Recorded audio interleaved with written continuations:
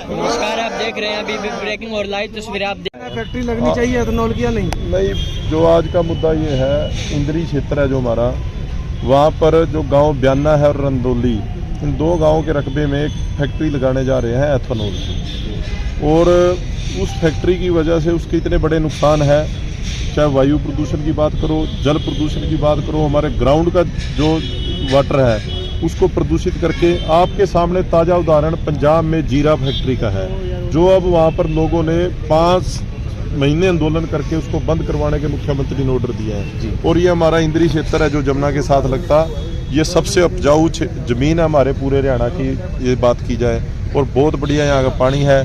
जानबूझकर यहाँ पर ये फैक्ट्री लगाकर यहाँ का लोगों को जीना दूभर हो जाएगा। फैक्ट्री का नुकसान क्या है? नुकसान ये है, एक तो इसमें से बहुत ज़्यादा प्रदूषण फैलता है, दूसरा ये बहुत ज़्यादा नीचे का जो हमारा ग्राउंड वाटर है, उस एरिया में जो वाटर का लेवल है, वाटर पानी हमारा ऊपर है, 70% इसमें पानी इस्तेमाल होगा। जो नीचे का जितना पानी है बड़ी बड़ी मोटरें लगा के खींचेंगे, और इसके साथ ही जो इनका गंदा पानी होगा, जो इसमें से केमिकल निकलेंगे, वो सारे भी ये ज़मीनों के अंदर ही बोर करके नीचे भेज देते हैं नीचे। उसकी वजह से जो पीने वाला पानी है आसपास के क्षेत्रों में वो दूषित हो जाता है, जिससे तरह तरह की बीमारियां, अस्थमा, एलर्जी, कैंसर, ये बीमारियां जन्म लेती है। तो आज ये वहाँ के 7-8 गाँव के ये हमारे किसान साथी, मजदूर साथी सारे पहुँचे हैं, गाँव के मौजूद आदमी सरपंच भी पहुँचे हैं, और ये हमारे पास कम से कम हमारी कई गाँवों की पंचायतों के रेजुलेशन है। जो गाँवों की पंचायतों के रेजुलेशन है, ब्याना का, डबकोली कला का, रंदोली का, सैद छपरा का, इन करदा, पास करदा, इन सारे गाँव की एकता है। और एक सीधी सी बात है भाई, किसी भी हालत में इस प्रकार की कोई फैक्ट्री लगने नहीं देंगे जिससे हमारे स्वास्थ्य खिलवाड़ हो, हमारे क्षेत्र से खिलवाड़ हो, और वहाँ पर जीना मुश्किल हो जाए। क्या सरकार को, प्रशासन को पता नहीं इसके बारे में किससे इतने नुकसान है? देखो, ये कोई प्राइवेट बंदा, एरिश फ्यूल इंडिया लिमिटेड नाम की कोई कंपनी है जिसने ये ज़मीन ली है, जिसके नाम रजिस्ट्री हो गई है। डीसी की परमिशन अभी रह रही है, तो अब इसी स्टेज पे हमारा डीसी को आज मिलने का यही पर्पज़ है। भाई, यहाँ पर हमारे ज़िले के अंदर जो हमारी उपजाऊ क्षेत्र है, आपने ऐसी फैक्ट्रियाँ लगानी है तो बंजर ज़मीनों में लगाओ, शहर से दूर लगाओ, गाँव से दूर लगाओ। तो हमारी तो यही मांग है भी किसी भी हालत में ये फैक्ट्री नहीं लगने देंगे, चाहे उसके लिए इन सारे गाँव को, पूरे करनाल को मिलकर संघर्ष करेंगे। आज डीसी साहब को मिलेंगे और उनको ज्ञापन देंगे, और उनसे यही अपील करनी है भी इस फैक्ट्री को यहाँ ना लगने दिया जाए। ये हमारे एरिया का उपजाऊ क्षेत्र है, अच्छा पानी है, ये उस गांव के लोग हैं जहाँ पर ये फैक्ट्री लगी है, शाहबाद के पास लगी है। ये कल उस गांव का भी दौरा करके आए हैं, वो जंजेड़ी गांव है जी, वहाँ पर जो हालात लोगों ने बताई है, वो इन्हें उसकी वीडियो भी बना के लाए हैं, वो वीडियो भी हम डीसी साहब को दिखाना चाहेंगे। तो सीधी सीधी बात है, जो ये फैक्ट्री इंद्री एरिया में ब्याना रंदोली के पास लगने जा रही है, किसी भी हालत में लगने नहीं देंगे। इसके लिए कितना भी संघर्ष करना पड़े करेंगे, अपने भाइयों के साथ खड़े हैं। अभी तो उसने ज़मीन खरीदी है, उसको भी कहेंगे भाई अपनी फैक्ट्री का कहीं और इंतजाम कर दे, इस एरिया में बिल्कुल तेरी फैक्ट्री बनाया क्या जाएगा सर? उसमें बनाया क्या जाएगा? से क्या बनता है बेसिकली? एथेनॉल, ये अब पेट्रोल में मिक्स करने की भी बात कह रहे हैं, तो एक तरह से केमिकल ही है वो, और सारी कई अलग अलग चीज़ों से ये बनाते हैं उसको, और उसका जो सारा प्रोसेस है वो केमिकल से जुड़ा हुआ है। जी। और जो वेस्टेज होती है वो भी ऐसा केमिकल वेस्ट होता है, यदि वो ज़मीन में जाएगा या पानी के साथ मिलेगा, उससे जो लोग वो पानी कल को पिएंगे दोबारा से, उससे कैंसर, अस्थमा, एलर्जी, इन बीमारियों के शिकार होंगे।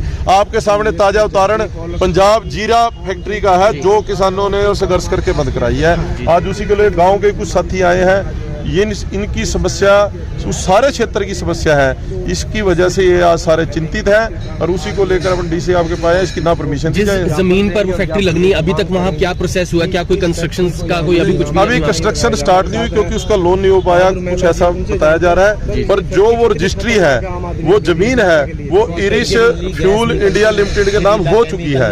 उसकी जो परमिशन है, कोई कागज हमारे पास पहुंच चुके हैं, भाई वो लगने का प्रोसीजर चालू हो चुका है, पर अभी कंस्ट्रक्शन शुरू होनी बाकी है। इसीलिए आज हम शुरुआत में हमने कह दिया, क्योंकि यदि कंस्ट्रक्शन की तरफ जाएंगे फिर वहां पर हम कंस्ट्रक्शन नहीं होने देंगे, उसके लिए जो धरना लगाना पड़े, चाहे कुछ करना पड़े। ये सीधी इसको चेतावनी समझो या हमारा निवेदन समझो, ये दोनों बातें हैं। जैसे कि पंजाब में यहाँ बहादुर मेला उनसे बात कर लेते हैं। इस प्रकार से तमाम जो किसान हैं, सरपंच और सारे सबकी सहमति से पंचायतों के रेजुलेशन पास हैं, ये सारे लोग इकट्ठे होके आए हैं। आज तो चेतावनी है एक इनको, डीसी को दें।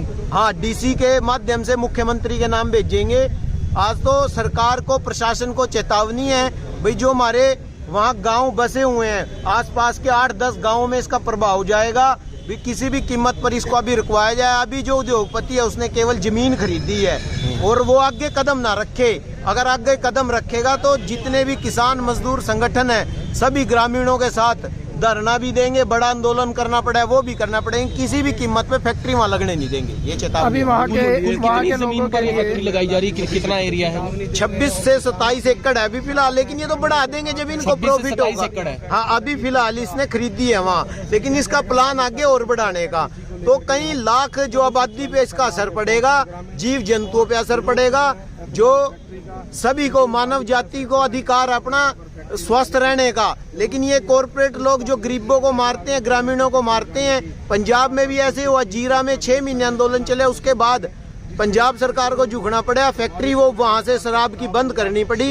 ये भी सारे शराब के जो बड़े व्यापारी हैं उन्हीं का खेल है। ये मिली भगत करके उपजाऊ जमीन को खराब किया जा रहा है। जो कोई बंजर क्षेत्र है वहां लगाओ फैक्ट्री, आबादी से दूर लगाओ। तो चेतावनी सांकेतिक रूप में हम आज इकट्ठा हुए हैं, उसके बाद बड़ा आंदोलन होगा। प्रशासन को और हरियाणा की बीजेपी जेजेपी सरकार को चेतावनी है, इस तरह से ना किया जाए, वरना फिर एक बड़ा आंदोलन आपको देखने को मिलेगा। तो यहाँ पर देख लीजिए सभी किसानों ने कह दिया कि वो से बात करो, किसानों से बात करते हो। ब्याना गांव का निवासी। ब्याना गांव से। हाँ जी। तो देखिए, सबसे पहले तो हम गए थे गांव जनलेड़ी है, जो बिल्कुल उसके जो अपना शाहबाद के अंदर आपकी जो एथेनॉल फैक्ट्री लगी पड़ी है, वहाँ उसके बिल्कुल पास है। तो कल हमने वहाँ कवर किया था, 4 बंदे हम गए थे। सबसे बड़ी प्रॉब्लम क्या निकल के आ रही है कि पहले वहाँ के लोग ना दवाइयाँ ज़्यादा खाते थे ना कुछ, लेकिन आज के टाइम में उनके गले की इन्फेक्शन खत्म नहीं हो रही है। वो 20-20 हज़ार 15-15 हज़ार की दवाइयाँ खा चुके हैं, ठीक है, लेकिन गलों का इन्फेक्शन नहीं जा रहे हैं। घरों में आप ये मान के चलो कि कपड़ा बाहर नहीं सुखा सकते क्योंकि राखी सारी गिरती है। ऊपर से जो धुआं नीचे बैठता है, इसका सबसे बड़ा प्रॉब्लम क्या है कि धुआं ऊपर नहीं जाएगा, वो नीचे बैठना शुरू हो जाएगा। और इस तरह चलता है जैसे गाँव में धुंध हुई पड़ी है। ठीक है। आंखों के अंदर इतनी एलर्जी उनकी हो रही है कि बिना डॉक्टर के पास जाए वो निकलती नहीं है, क्योंकि राखी आंख में जमेगी। वो जमने के बाद क्या होता है कि डॉक्टर के पास जाना पड़ रहा है। तो ये तो हो गई है जो एक तरह से स्वास्थ्य से रिलेटेड समस्या है। सेकंड ये है जी कि आप इकोनॉमिक पॉइंट ऑफ व्यू से देखो तो भाई हम लोग तो जिम्मेदार हैं, हमारे तो सब कुछ जो है वो फसल ने देना है। अब फसलों में वहाँ 4-4, 5-5 ट्रालियाँ निकलती थी गन्ने की, और आज के टाइम में वहाँ सिर्फ 2 ट्राली से ऊपर नहीं निकल पा रही है। तो वो भी प्रॉब्लम आई है। दूसरा क्या है कि जो गेहूं होती है, गेहूं के ऊपर हमने वो वीडियो में सारा निकाल के दिखाया हुआ है। जब उसको पत्तों को फाड़ते हैं तो उसके ऊपर राखी जमी पड़ी है। अब ये तो जितने भी हैं सर, मान के चलो सारे के सारे एजुकेटेड हैं, सबको पता है कि पत्ते के ऊपर अगर राखी जमनी शुरू होगी तो वो फिर उसको फोटोसिंथेसिस कर ही नहीं पाएगा। मतलब साफ सा ये है कि भाई वो फसल मरेगी मरेगी। तो वो अगर आप इकोनॉमिक पॉइंट ऑफ व्यू से भी देखोगे तो वो भी खत्म करेंगे। अब गाँव के अंदर या तो जमींदार है या मजदूर है, तो इनडायरेक्टली क्या होगा, इनडायरेक्टली हम लोग भूखे मरने वाला काम हो जाएगा। ठेका जो है वो 60,000 रुपए किला है। अब मैं 60,000 रुपए अगर मैंने ठेके पे जमीन ले ली तो मेरी तो फसल ही नहीं पूरी होगी। मतलब उपजाऊपन खत्म हो रहा है, बंजर हो रही है। वो तो 100% होगा, क्योंकि केमिकल निकलेगा। तो केमिकल जब जिस भी जमीन पे गिरेगा, जिस भी फसल पे गिरेगा, वो होगी नहीं। ये तो एजुकेटेड लोग को पता होना चाहिए। तो सरकार को भी कहीं ना कहीं ऐसे रहायशी इलाकों के आसपास नहीं लगाने, कोई अनुमति नहीं देनी चाहिए। होती है, रियलिटी यही है कि आप किसी भी रेजिडेंशियल एरिया के पास नहीं कर सकते, इसीलिए तो सरकार इंडस्ट्रियल एरिया बनाती है। तो आप इंडस्ट्रियल एरिया में बनवाओ इसको जाके, रेजिडेंशियल एरिया में लेके आने का मतलब यार वो भी गाँव के अंदर। गाँव के अंदर तो आप ऐसी चीज करो ना जिससे जिम्मेदार का और मजदूर जो लोग हैं उनका ग्रोथ हो। अधिकारियों की मिलीभगत होती है इसमें इस तरीके से रहायशी इलाकों के अंदर। इनडायरेक्टली रूप से अगर ना हो तो ये पास ही नहीं होनी। अब कुछ ना कुछ तो होता है, गोलमाल टेबल के नीचे हो, टेबल के ऊपर तो होती नहीं कोई भी चीज, टेबल के नीचे ही चलती है सारा कुछ। और इनको भी पता है जी, आपको भी पता है, हमें भी पता है कि ऊपर से कुछ नहीं हो रहा होगा, नीचे से हो रहा होगा, नहीं तो परमिशन मिलेगी नहीं। अब गांव की बात करूँ, रंदोली 300-400 मीटर दूर है, आधा किलोमीटर से भी कम है।